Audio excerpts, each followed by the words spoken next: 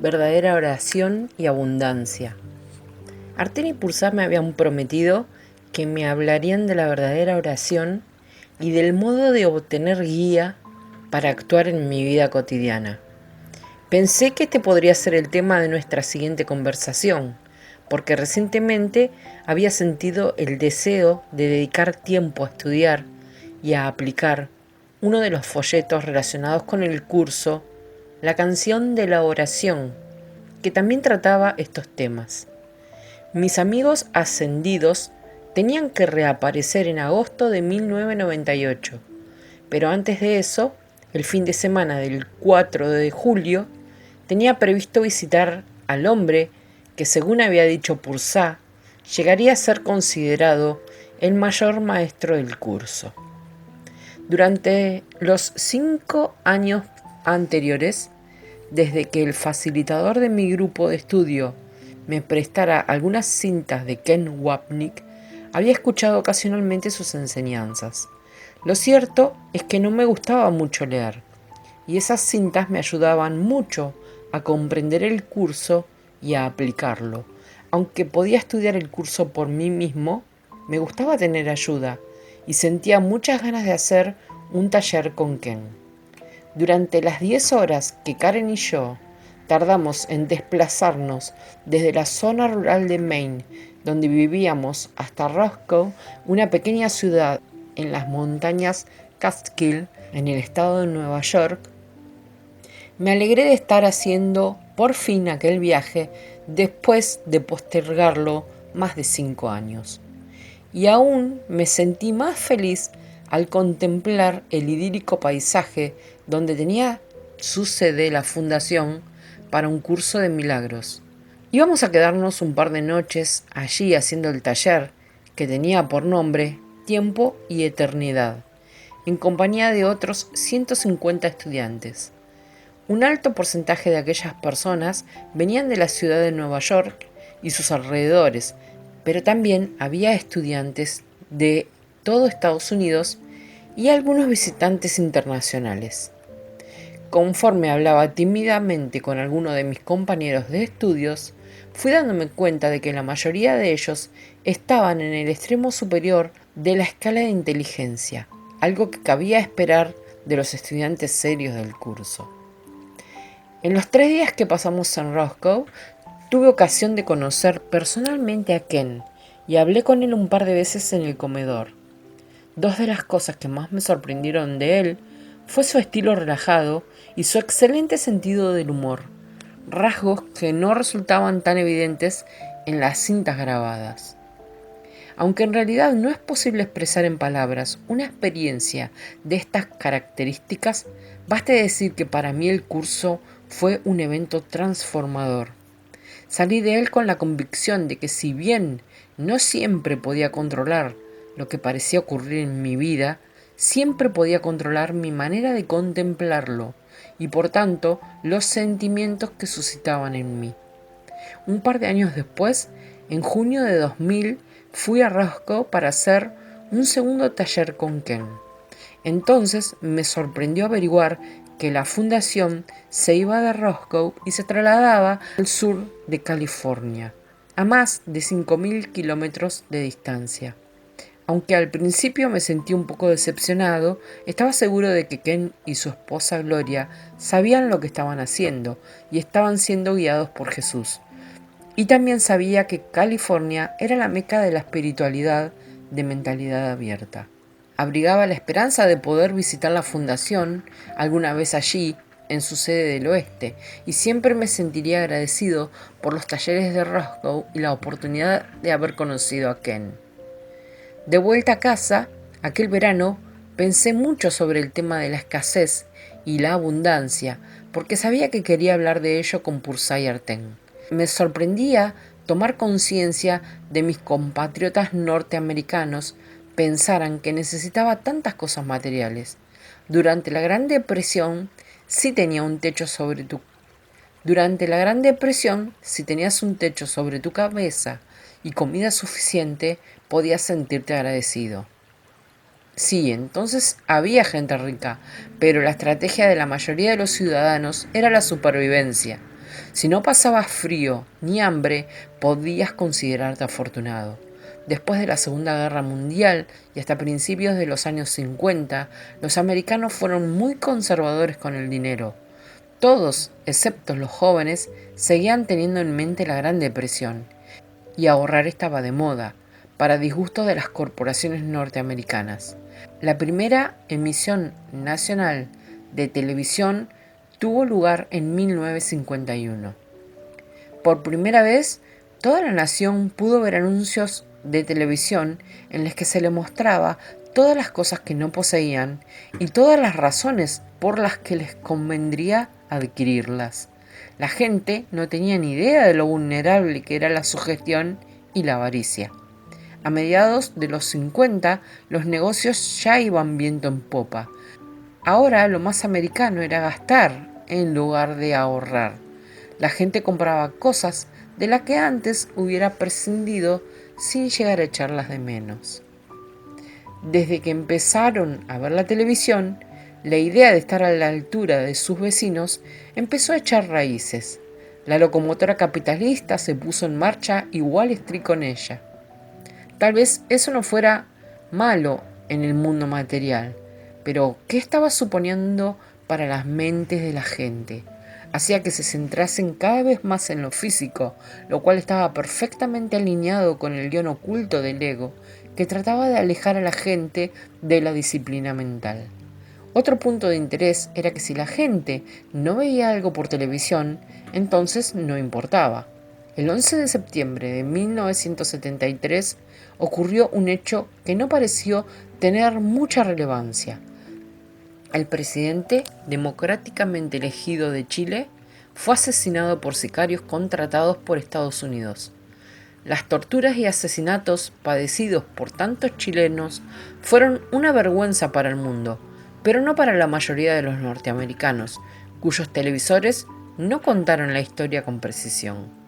En la década de los 90, la mayoría de los norteamericanos no sabían que su país, aunque lo hubiera deseado, no podía ser miembro de la Unión Europea. Según la ley europea, el hecho de que aquí se permitiera la pena de muerte hacía que nuestra nación fuera demasiado bárbara para cumplir con los requisitos exigidos a los socios.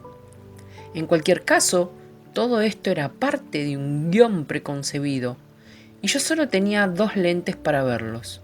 El perdón no siempre llegaba a mí con rapidez, pero siempre acababa llegando.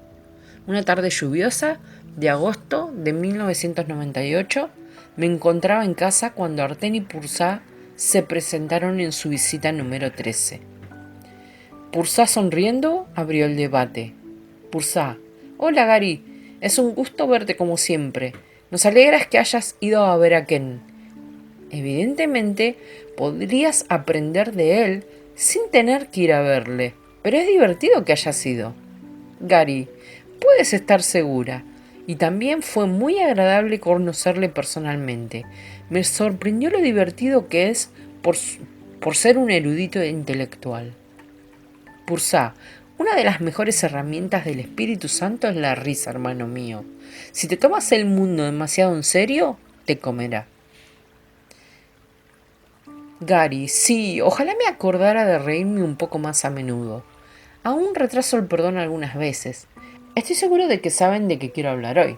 Me gustaría mejorar mi capacidad de recibir guía y aprecio mucho que me consientan mis actuales intereses. Pursa: todo es parte del plan. Vamos a hablar de una guía que no es de este mundo. Hoy no nos quedaremos mucho tiempo, de modo que vayamos al grano. ¿Has leído el folleto La canción de oración? ¿No es así? Gary: claro, es una de mis lecturas favoritas. Pursa: entonces hablemos de qué es la verdadera oración y de cómo puedes obtener beneficios secundarios de ella cuando no tratas de conseguirlos. Gary: ¿puedo plantearte una pregunta rápida? Artén: solo venimos a servir. Gary: bien, he estado pensando en la devoción de los verdaderos mensajeros espirituales, desde San Francisco de Asís hasta la Madre Teresa, y hace que me pregunte si verdaderamente merezco ser un mensajero de Dios. A veces no soy muy devoto, ¿sabes? Artén, esto es algo que has de recordar siempre. La prueba de tu devoción es tu perdón. Ahora estás muy acostumbrado a perdonar y olvidas que antes no era algo natural en ti. Cada vez que perdonas, piensa en ello como si fuera un regalo que te haces a ti mismo y a Dios. Te irá bien. Gary, gracias, lo intentaré, pero también siento que no tengo el impulso necesario para escribir nuestro libro, o para ir por ahí intentando ser un portavoz del curso. No tengo buena voz. Artén, no tienes que hacer eso si no lo deseas. Pero, si eliges hacerlo, recuerda esto. Moisés no tenía buena voz. Hitler sí. Lo importante es el mensaje, no la forma que adopte. Si lo intentas, podrías llevarte una sorpresa. Simplemente recuerda que te estás hablando a ti mismo. No hay nadie allá afuera y puedes recordar este hecho en cualquier momento que lo desees. Y en cuanto al impulso, tanto si se trata del impulso de hacer el amor como del impulso de trabajar, la gente lo tiene porque temen la muerte. Tienen un plazo dado, por así decirlo. En el caso de un Aragán como tú, el miedo a la muerte adopta otras formas. Como surja, recuerda lo erróneo que es tu miedo a la muerte y tu miedo a Dios. Gary, en realidad siento ese miedo respecto a no poder vivir en Hawái. Creo que lo he deseado más de lo que creía. Artén, en primer lugar, no deberías sentirte culpable por desear vivir allí. ¿Por qué no ibas a poder hacerlo? Todo el mundo tiene que vivir en alguna parte. Es una simple preferencia. ¿Por qué darle tanta importancia? Las ballenas son lo suficientemente inteligentes para ir allí en invierno. ¿Por qué no debería hacerlo un Piscis tan majo como tú? Gary, aún no tengo los medios para quedarme allí una larga temporada. Artén, eso es porque has estado poniendo el carro por delante del caballo. Y por suerte para ti, hoy vamos a hablar de cómo poner el caballo por delante del carro. Pursa, una de las cosas que tienes que entender es que eres inocente, independientemente de lo que parezca ocurrir en tu vida. Algunas personas se sienten culpables por ser pobres y otras se sienten culpables por ser ricas. ¿No crees que has sido ambas cosas, rico y pobre, en tus numerosos sueños de vida? Sin embargo, ninguna de las dos cosas es verdad, solo es un sueño.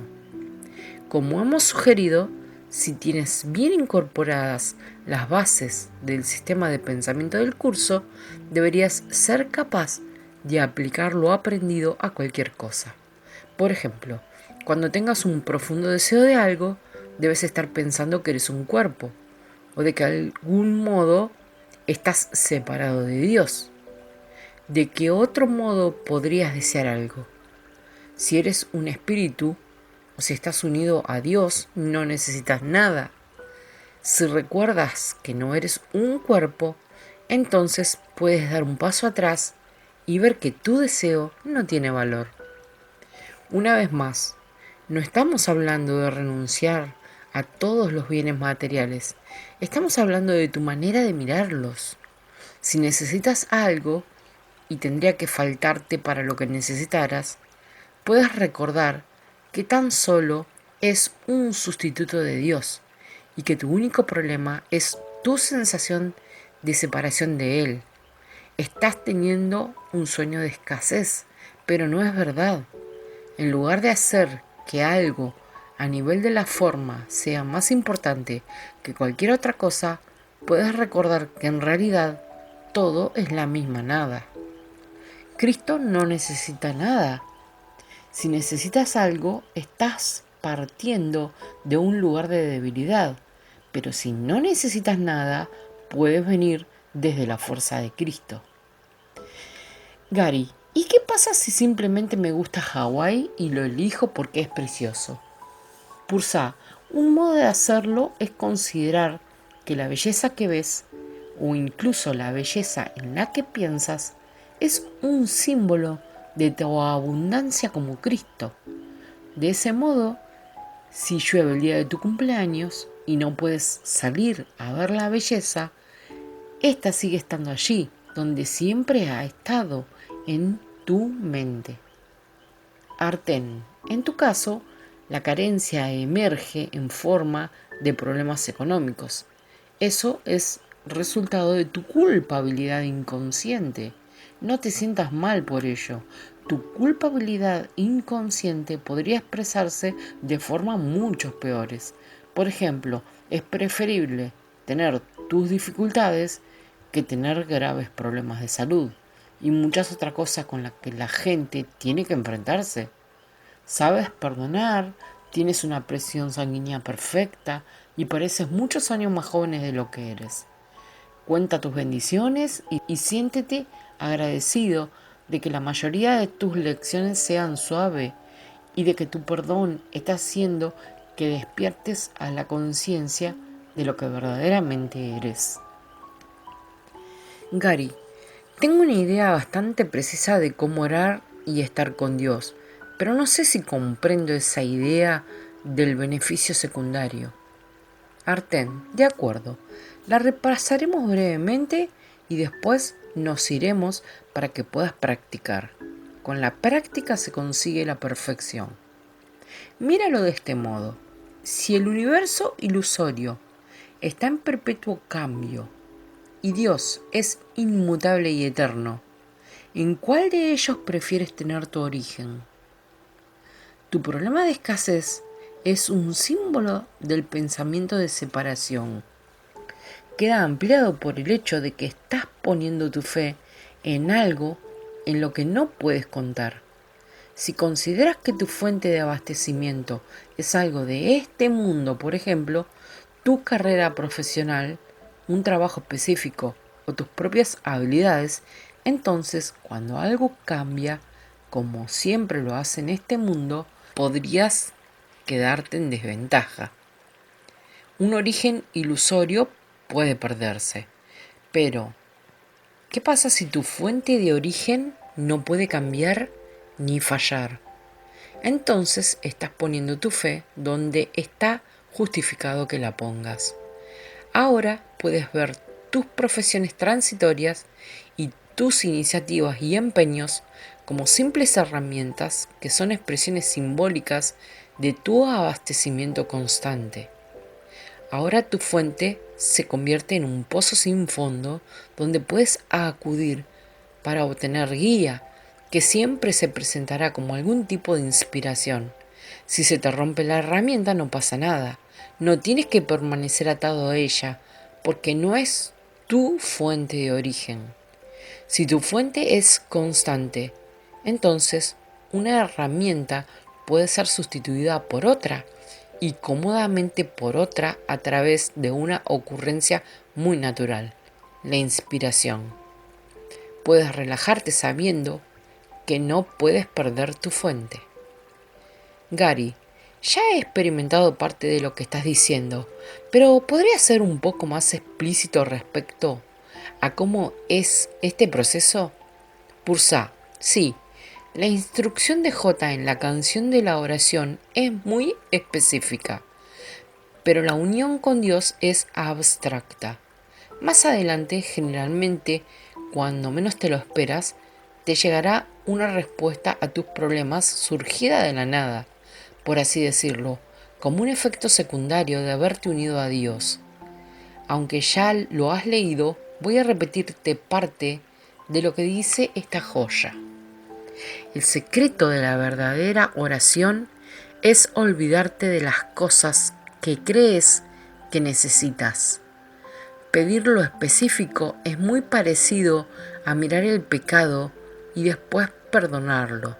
Del mismo modo, en la oración pasas por alto tus necesidades específicas tal como las ves y las dejas en mano de Dios. Allí, ellas se convierten en tu regalo para Él, porque le dicen que no tienes otro Dios más que Él, ningún amor más que el suyo. Como ejemplo, cuando meditas, podrías visualizarte tomando la mano de Jota o del Espíritu Santo y yendo hacia Dios. Entonces podrías pensar en ti mismo dejando tus problemas, objetivos e ídolos ante su altar como regalos. Quizás diga a Dios cuánto lo quieres y lo agradecido que te sientes por estar completamente a su cuidado, por siempre seguro y totalmente amparado. Entonces te quedas en silencio. Mantienes la actitud de que Dios te creó para ser como Él y para estar eternamente como Él. Ahora puedes olvidarte de todo, unirte al amor de Dios y perderte en alegre comunión con Él. Un par de días después, podrías estar comiendo un bocadillo o trabajando en el ordenador y de repente te impacta. Llega ante ti una idea inspirada. La palabra inspirada, como sabes, significa en espíritu. Al unirte al espíritu, has recibido la respuesta. La gente siempre busca que Dios responda a sus plegarias. Si supieran algo más de cómo han de rezar, también sabrían cómo viene la respuesta. Sus respuestas no vienen en forma de respuestas físicas, vienen a la mente en forma de guía, una idea inspirada que el folleto describe como un eco del amor de Dios. La forma de respuesta, si está dada por Dios, encajará con tu necesidad tal como tú la ves. Esto es meramente un eco de la respuesta de su voz. El verdadero sonido siempre es una canción de acción, de gracias y de amor. Esta es la clave, unirse a Dios en amor y gratitud. Te olvidas de todo lo demás y te pierdes en su amor. Eso es lo que significa llenarse del Espíritu. Esa es la canción de oración. El eco es un beneficio añadido, pero no el propósito de la oración. Simplemente es algo que ocurre de una manera natural cuando te unes a Dios y le amas. No puedes entonces pedir el eco. La canción es el regalo. Junto con ella vienen los sobretonos, la armonía, los ecos, pero todos estos son secundarios. Gary, ¿sería posible que pasara algo en el mundo que respondiera a mi necesidad tal como yo la veo? Pursa, las respuestas de Dios son internas, no externas. Si algo aparece en el mundo, es un símbolo. No pienses que Dios actúa en el mundo, porque no lo hace. Los resultados de seguir su guía pueden mostrarse en el mundo como símbolos de seguridad o abundancia. Arten, ahora puedes operar desde una posición de fuerza en lugar de debilidad. Tal vez descubras que tienes más paciencia y te relajas más en tu trabajo, consiguiendo así una mayor eficacia. Vaciando tu mente de los deseos que percibes en ellas cuando vas a Dios, puedes experimentar su amor. Al retornar al mundo donde piensas que estás, puedes recordar con más regularidad el lugar donde verdaderamente estás, con Dios. A veces verás de manera muy clara y natural lo que deberías hacer en el mundo para resolver tus problemas, o si tienes que afrontar una decisión importante. ¿En qué sentido debes decidir? La prueba más contundente es la validez. De este modo será que funciona. A medida que aceptes los regalos de tu Padre, recuerda que estás eternamente en Él. Dios solo responde para la eternidad, pero aún así, todas las pequeñas respuestas están contenidas en esto. Pursa, ahora te vamos a dejar, pero solo en la forma. Cuando desaparezcamos, queremos que te unas con Dios y nosotros estaremos allí. Cuando vas a Dios, no estás tratando de conseguir nada, simplemente le amas. Al hacerlo, te das cuenta de que eres amado por Él. Ahora y por toda la eternidad. En la verdadera plegaria solo oyes la canción, todo el resto es mero añadido. Has buscado primero el reino del cielo y todo lo demás se te dará por añadidura.